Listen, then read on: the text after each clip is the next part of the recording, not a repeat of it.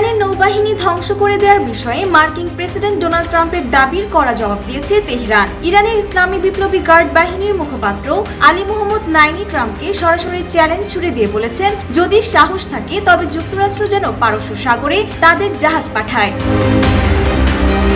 সম্প্রতি এক বক্তব্যে ডোনাল্ড ট্রাম্প দাবি করেন, মার্কিন বাহিনী ইরানের নৌশক্তিকে গুড়িয়ে দিয়েছে। এর প্রতিক্রিয়ায় নাইনি বলেন, ট্রাম্প বলছেন তারা আমাদের নৌবাহিনী ধ্বংস করেছেন। ঠিক আছে, যদি তার সাহস থাকে তবে তাকে পারস্য সাগরে জাহাজ নিয়ে আসতে দিন।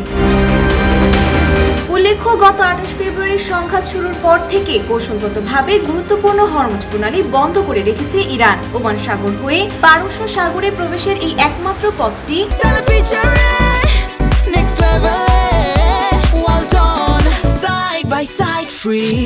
এখনো ইরানের পূর্ণ অবরোধের মুখে রয়েছে। ফলে ওই অঞ্চলে মার্কিন নৌ সরঞ্জাম প্রবেশ করানো প্রায় অসম্ভব হয়ে দাঁড়িয়েছে।